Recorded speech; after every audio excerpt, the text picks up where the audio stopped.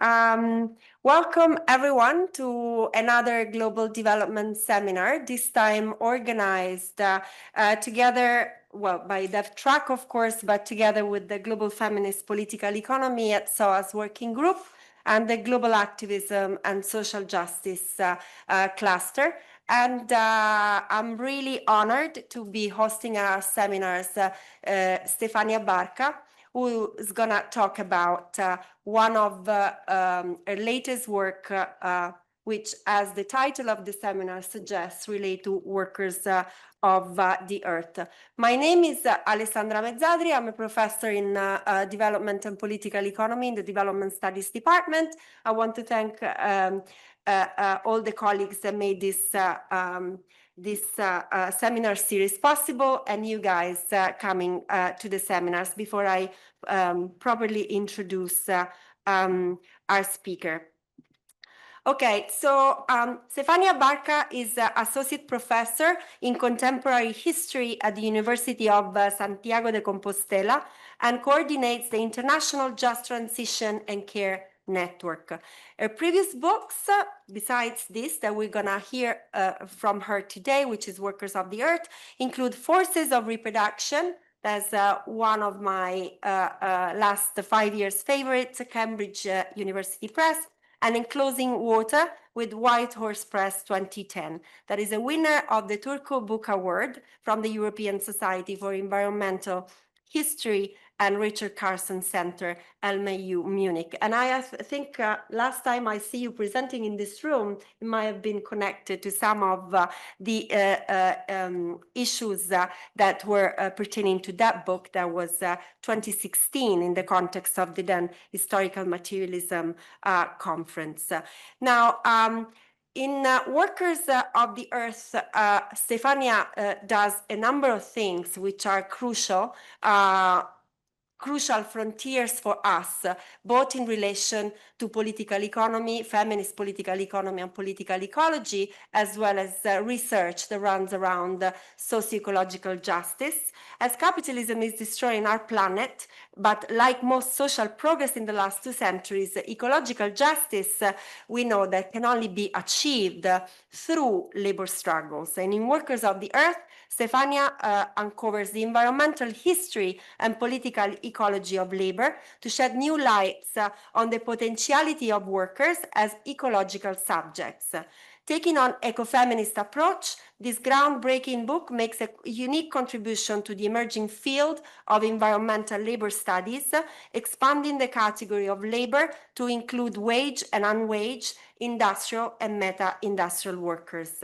And going beyond conventional categories of production and reproduction as separate spheres of human experience, Stefania will offer us a fresh perspective on the place of labor in today's global climate struggle, reminding us that the fight against climate change is ultimately a fight against capitalism.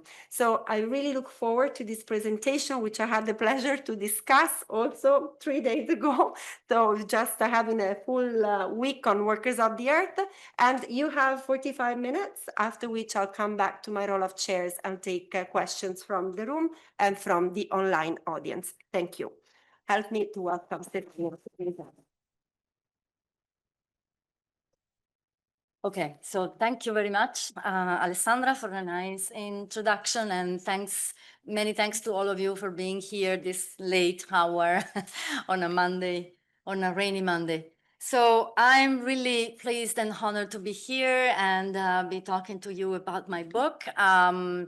What I do is give you some general introduction on where this book comes from, not only theoretically and in terms of research, but also politically in terms of political engagement. And then I will enter into some more deeper details into the contents of the book, what the book talks about. So how do I move to the next slide? Sorry.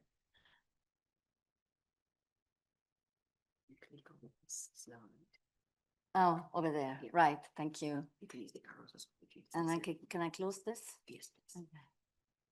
Well, first of all, let me start with acknowledging my main references historically, in the sense when I started to work in political ecology and environmental history, which are the two fields of studies that converge within this book. So when I started working in this reading in these areas, it was the mid-90s to late 90s. So these are old books. These are not the current most important references, but are my most important references historically.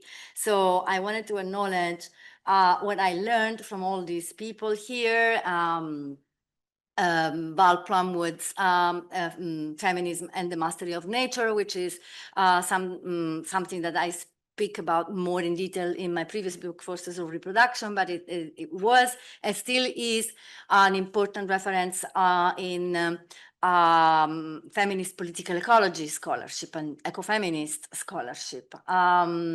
Mary Mellor as well. Mary Mellor is a scholar, was a scholar, I think she's retired now, of Marxist feminist introducing the ecological perspective, the ecofeminist perspective within the Marxist realm and the historical materialist realm, and the expression forces of reproduction actually comes from her, from a chapter that she wrote back in the late 90s and that I developed further in my book, previous one.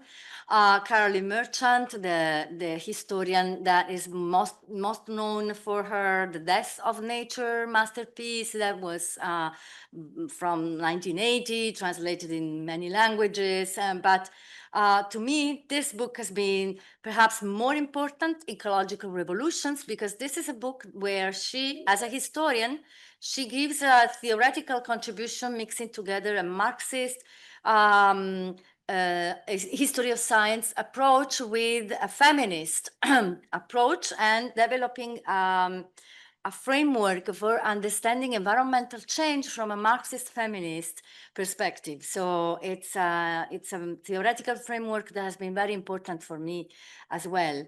And of course, Jim O'Connor, that you may have heard of as one of the initiators of eco-Marxism and Marxist political ecology, and I found this book in the late 90s, and through this book came to read about the second contradiction of capital versus nature, that has been one of the founding concepts of eco-Marxism.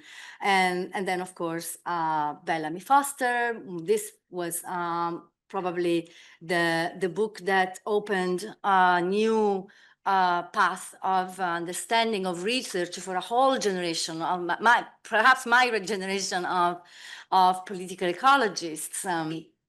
An entire book devoted to Marxist ecology. No, I'm sure that you are familiar with it.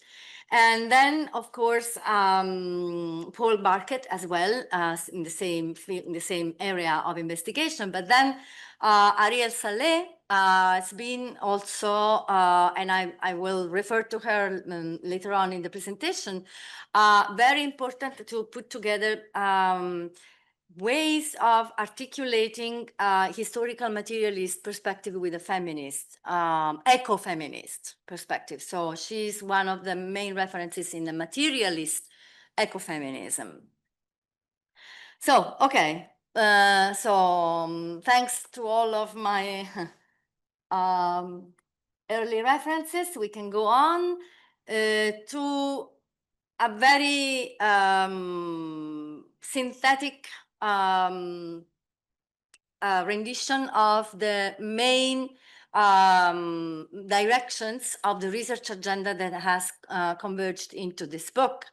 So on the one hand, this book reflects my research over almost 2 decades on the ecological subjectivity of labor, its history, and also its potentialities in the present.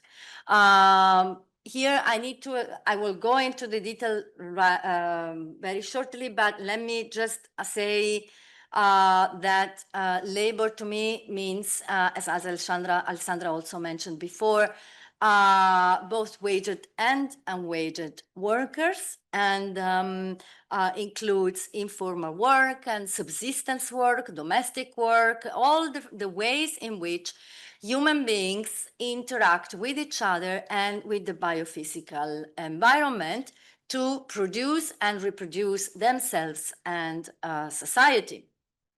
And the biophysical environment, because a lot of also of reproductive work goes into reproducing the biophysical conditions for life on Earth. No? So this is the way I understand, this is the understanding of labor that I've come to across several years and readings and research in my work. So in the point of departure was the idea, or perhaps the point of arrival, because the Anthropocene concept has been developed kind of, while I was starting this research, but it became more a public topic of public conversations more later on, during maybe the first decade of the current century. In this Anthropocene narrative around the ecological crisis and the planetary crisis, defined as the era of humanity and the humanity as the destroyer of Earth, my point of entry into this conversation is that this conversation completely obliterates, obfuscates the place of workers as a part of humanity, and so also an understanding of humanity as a non-homogeneous category, but one that includes many inequalities and unequal and different positionalities within this broad category, no? And so my research interest focuses on the inequalities that are reflected in labor relationships, and also in the relationships between workers and nature and the biophysical environment.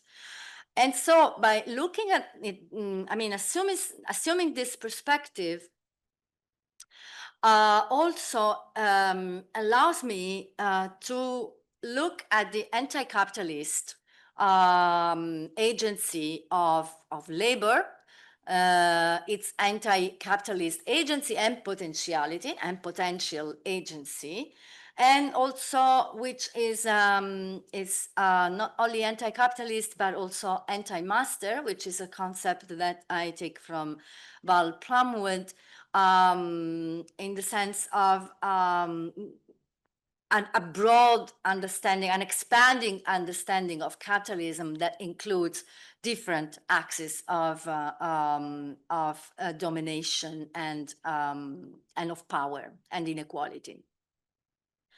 So my point of entry into this research has been what has been the place of labor, what we don't get from this mainstream narrative of the Anthropocene. What has been the place of labor in the Anthropocene, and also what is how has labor acted against the processes that have produced the ecological crisis. So the assumption, the general assumption, unspoken assumption, is that labor is part and parcel with the processes that have destroyed Earth, but to me, it is also part of the processes that have protected Earth. So this is what I was interested in researching and writing about.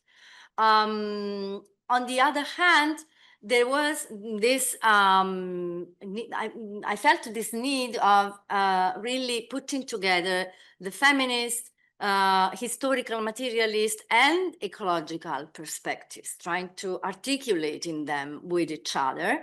And so here, the two most important points of departure to do this are a rethinking of labor in feminist terms, and of labor subjectivity and working class subjectivities, as part of the different human subjectivities of the Anthropocene. And above all, a need for recognizing that within this Anthropocene era, we don't only have the forces of production, science, technology, industry, and industrial labor, we also have the agency of the forces of reproduction. So the forces that are the forms of labor that are different than waged industrial labor, and also the forms of organizing and collective action that are not necessarily go through the traditional trade unions and labor parties and the like, but still, nevertheless, they act through different kinds of organization and social movements and represent different kinds of subjectivities, and these are also part of the subjectivities, labor subjectivities that have reproduced humanity and the biophysical environment throughout the Anthropocene, and that are completely invisibilized in the hegemonic narratives. So this is the hegemonic narrative that I'm mentioning. So these are the data that support from an article published in 2015 that reflects a long work of a team of scholars through the International Geosphere Biosphere Program that doesn't exist anymore, but through the last decade of the 90s and early 2000s, put together a number of scholars across different areas, including historians, to delineate the historical process that has taken the Earth to the current state of planetary crisis. So these are the data that this group produced and published in 2015, and that is reflected got reflected in the planetary boundaries narrative, in all these mainstream meta-narratives on the planetary crisis, and what these data tell us is a story in which the degradation of Earth, the Earth system trends, starting with the increase in the CO2 emissions, of course, and all other gases and a number of other trends in Earth system degradation, a selection of them, because of course they are not all. They are only the trends on which most data was available. All of this is temporarily correlated with the socioeconomic trends that have produced the unprecedented growth of the global GDP and of population and capitals, the circulation of capital, and the urbanization, the use of energy and fertilizers, etc., etc., etc. So there is a strict historical correlation between the degradation of Earth, of the planet, and basically economic growth in all its components. So this is science. And of course, these data are very important to give us a picture, even though they're not the most recent. Of course, after 2015, we have accumulated new carbon emissions and also new data about it. So today, nowadays, you can find new versions of this. But what matters here is not only what this picture makes visible, but also what is hidden behind it. Because the critique I develop in the book is that in this picture we see a dualistic vision of the planetary crisis. On one side, we have Earth as a vulnerable entity that has been and is being degraded. On the other side, we have humanity, this all-powerful master of Earth that reproduces itself, that produces commodities, that uses energy, that devours everything, and that destroys everything, right? So do you recognize yourself in this idea of humanity, in this idea of the the agency that has destroyed Earth? Clearly, as many political ecologists, eco-Marxists, eco-feminists have been saying for a long time, we shouldn't understand this as humanity, but as capitalism, right?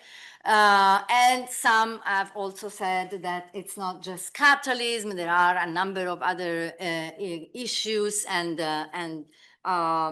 factors that also of power inequalities that should be understood within here, and humanity is not all part of the destroying forces. In fact, this is also part of the data that have they are represented by the great acceleration graphs, and in this particular one, the disaggregated data show this group has done the disaggregation by at least 3 big groups of countries: OECD, BRICS, and others.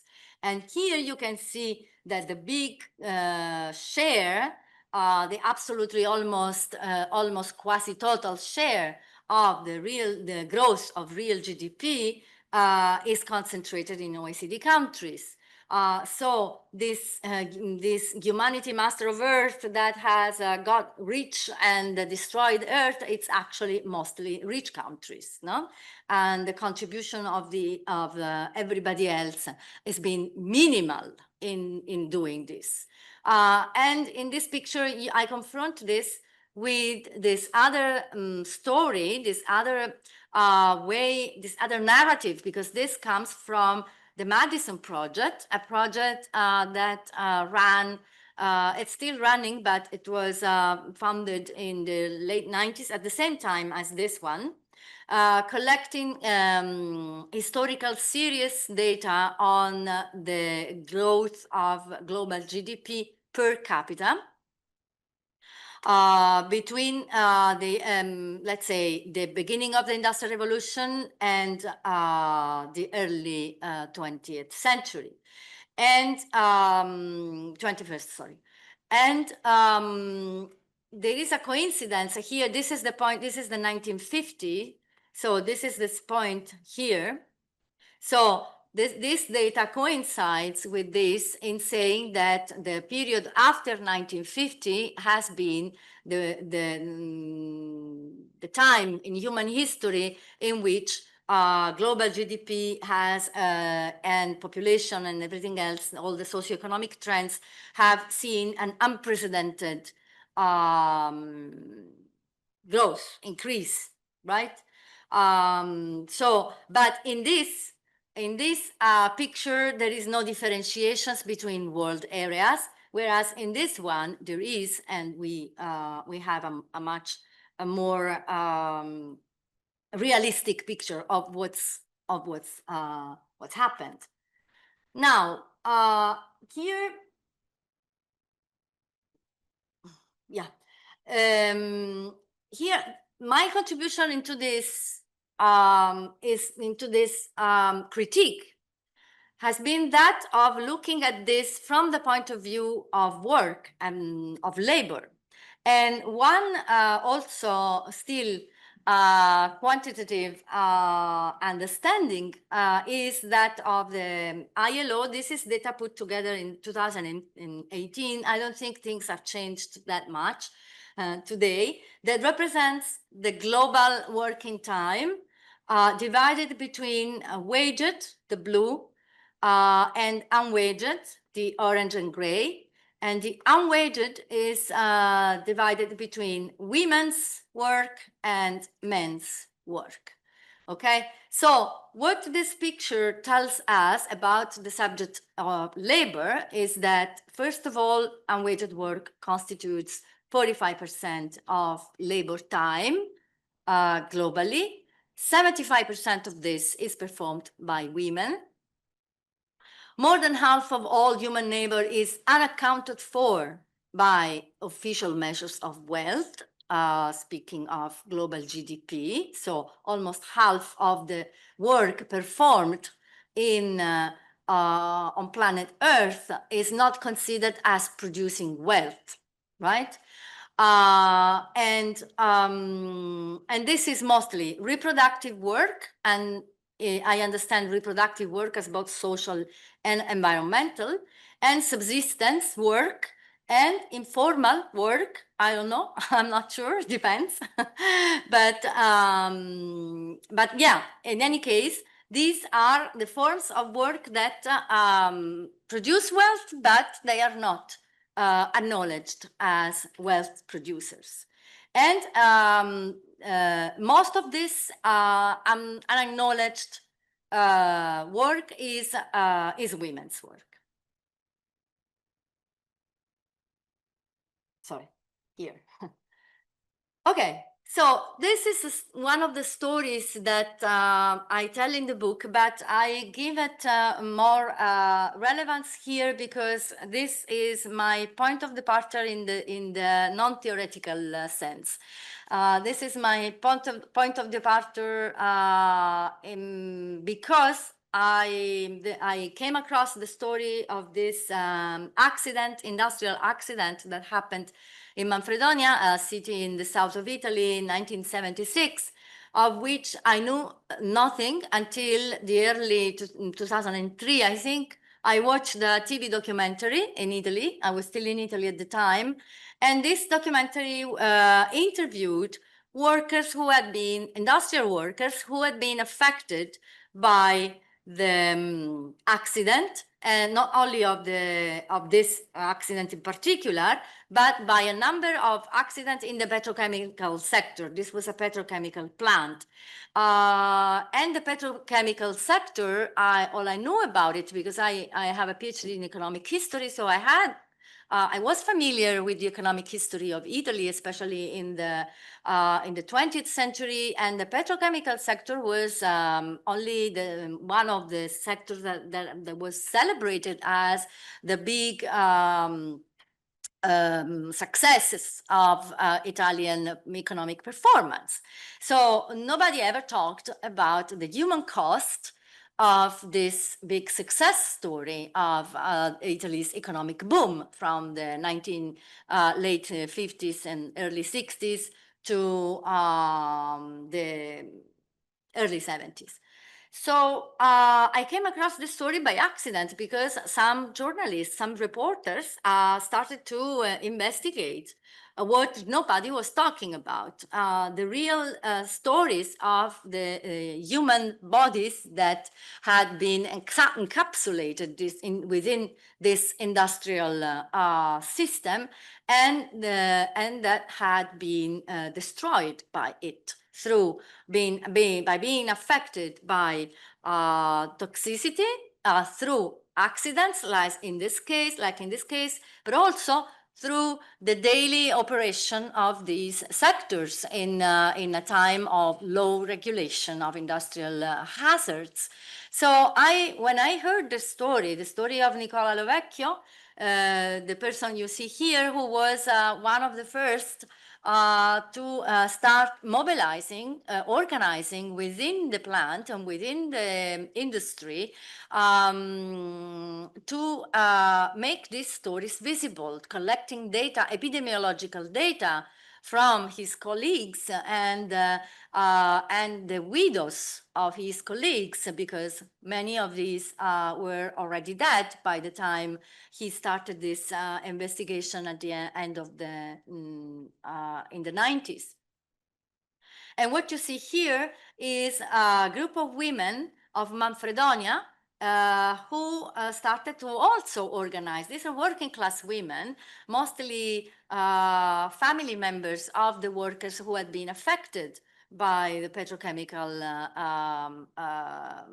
hazards, and either mothers or wives or sisters or women in the working class community of Manfredonia who started organizing to asking for recognition of this cost, no? Of this human cost.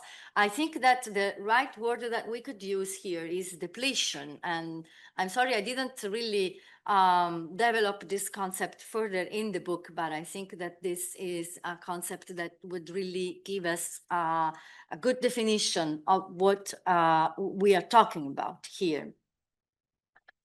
Well, why do I show you this story? Because in the previous image that we had on human progress and global development of the human species and whatnot, the assumption is that workers were part of those who gained, who had everything to gain from these processes.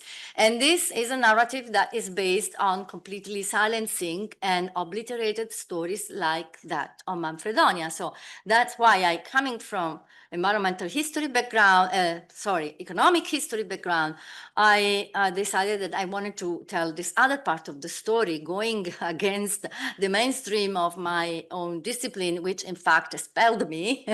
So I was happily expelled by the economic historians. I did not actually recognize myself with their agenda. So, and I started to do environmental history and political ecology. Okay, so that was the starting point. Here, this is the framework that I developed in the first chapter of the book, that is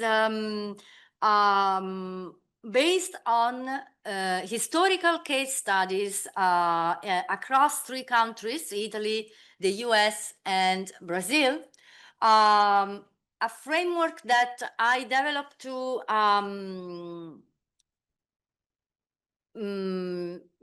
propose how we could actually make this research, this investigation into the place of workers and of labor and of working classes and the working classes in the Anthropocene. So I propose these 3 analytical levels in the article. First of all, the landscape, looking at the landscape as produced by human labor, and so as past human labor, and this comes from these cases that I talk about in the chapter, and the idea.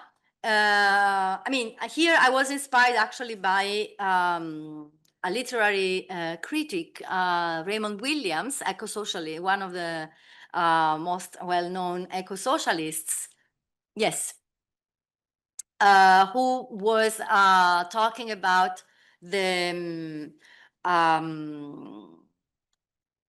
importance of looking at the landscape as embodying human labor, and the fact that if you don't want to see the human labor that it is embodied in each landscape, that it's a political choice, no? Saying that the landscape is nature and labor doesn't have nothing to do with it is a political choice. So these stories actually tell differently.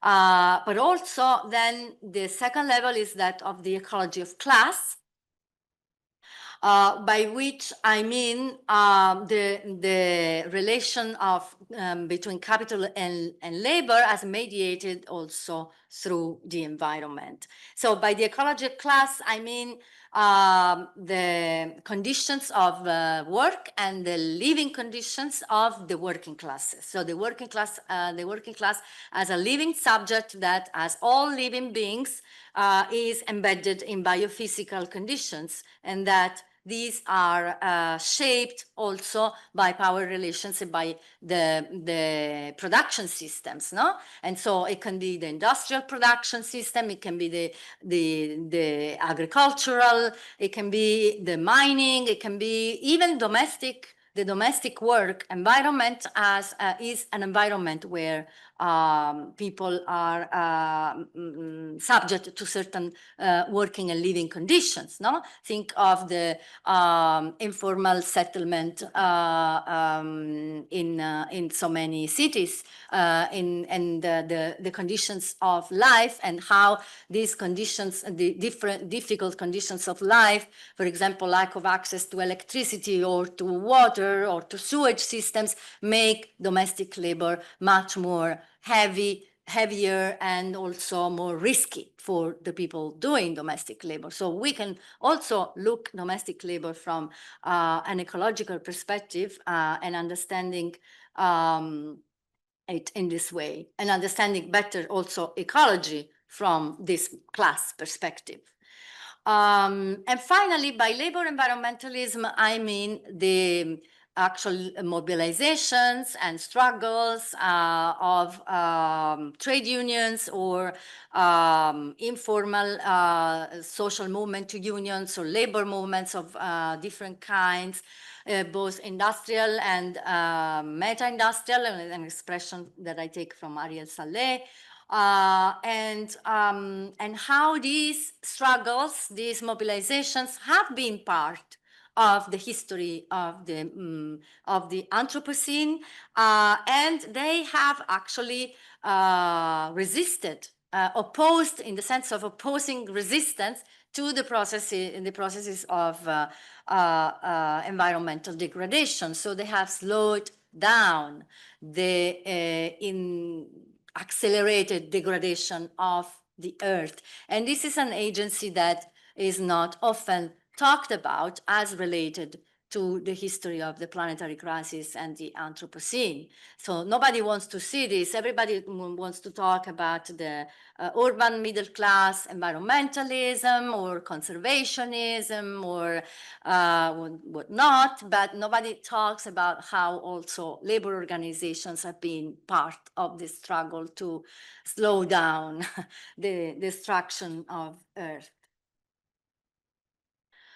Yeah, this is the chapter where I tell the story of Manfredonia, and these are the women of Manfredonia of the committee that was struggling to make environmental justice. And in Manfredonia, they went all the way up to the European Court for Human Rights to get the recognition of the damage they had suffered by the company, by the plant. And this is because the Heineken plant, one of the most powerful industrial groups in Italy. So this was really a difficult struggle. And the reason why these women did this, in my understanding, is because in the sexual division of labor of capitalist patriarchy, they were the workers, the domestic workers. They were the ones, the unpaid workers who were in charge for reproducing the working class, no? And the people of Manfredonia. So they had been directly affected in their own lives and family lives, but also in their own work by the industrial contamination, the risk and hazards of the petrochemical production. So I think that we should understand that's how we should understand women's environmental mobilizations as part of working class workers environmental mobilizations, no, not exclusively, but in very important ways, as we should understand domestic labor as one important motivation for working class women to mobilize for environmental protection. And I compare this story with another story that was happening in northern Italy in the same period, where the organized labor movement, the trade unions, started this new approach to the work environment, This was a booklet that was distributed in the industrial to the industrial labor force of the Italian north. That explained graphically, how the factory as a work environment, was actually depleting the workers who entered it, and so the factors of production, capital and workers entering the industrial work process. Then you have commodities, merci commodities, and profit, and then you have damage to health, which we can understand as depletion. So this was distributed to the workers by this trade union the trade union confederation that was actually in those years was thinking and rethinking trade union politics in a way to include this issue, the issue of depletion, and in instructing workers to organize and resist against it. Also with the help of medical doctors coming from the workerist movement that were supporting this new understanding, and contributing to it actively. And here we come to the struggle of also a women's movement against the building of a new nuclear power plant in Somerset, near Bristol, the Hinkley C nuclear power plant, and how it was women who from Bristol, but also from other places, that organized to resist this new enlargement of the nuclear power production in their area, organized by what was at the time the Wages for Housework campaign, today Global Women's Strike, who were actually organizing this struggle as part of a struggle for the recognition of housework as work, and a struggle for the recognition of the additional burden that would have implied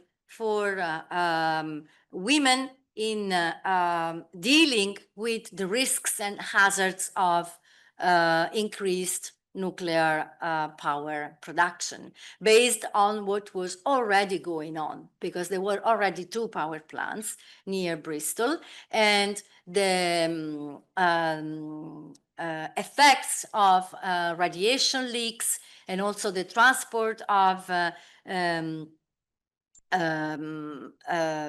radioactive waste from the plant to the waste disposal sites, went all the way through inner city Bristol, that was at the time not yet gentrified, so was inhabited by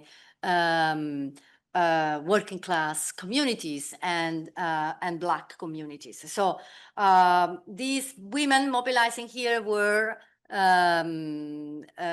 migrant women, women from migrant and working class communities from inner city Bristol, protesting against this, against nuclear power. Again, one of the most important and powerful industrial sectors in the British economy. So again, a huge power imbalance here. But to me, this is once again a story of how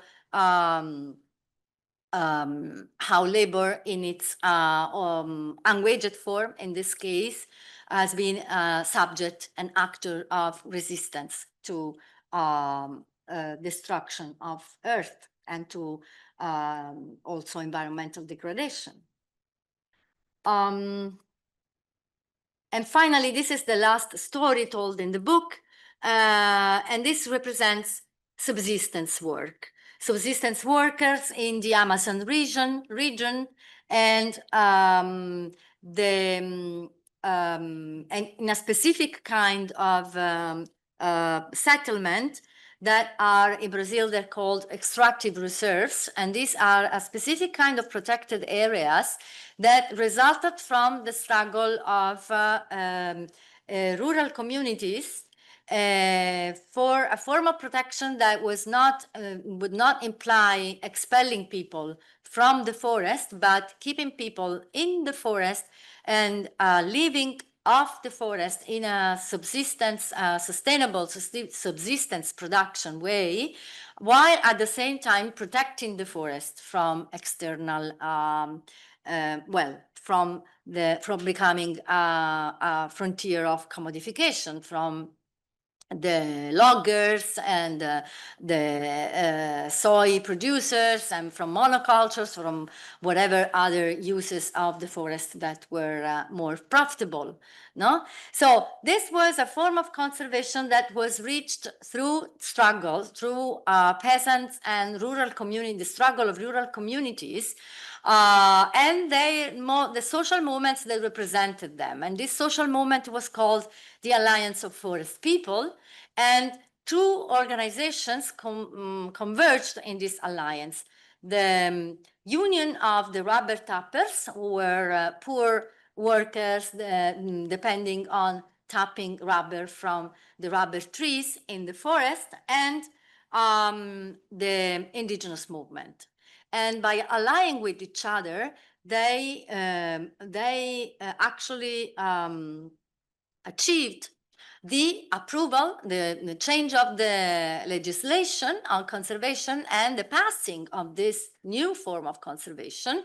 And this was history that happened in the 1980s, and until in 1990, these extractive reserves were passed into law, and a number of there are today several hundreds extractive reserves across all areas of different biomes of Brazil, with people living there and making a living through subsistence production, and at the same time, protecting the forest. So this, the story that I tell here is the story of two people that were leaders of one of these communities, and that were killed for their action in defending this settlement against the interests, the powerful interests of other groups of agrarian capital.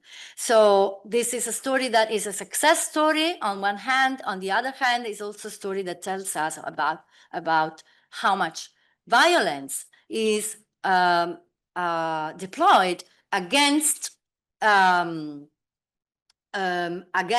workers' agency, when this was the workers' agency goes so evidently against the interests of capital. So there is very high level of violence in these cases, because this is a case in which this is a struggle for the commons, of course, because these settlements and the communities that live there, they manage the forest in a common property regime and common access regime. And so these are struggles for the commons, but also for a commoning that is not only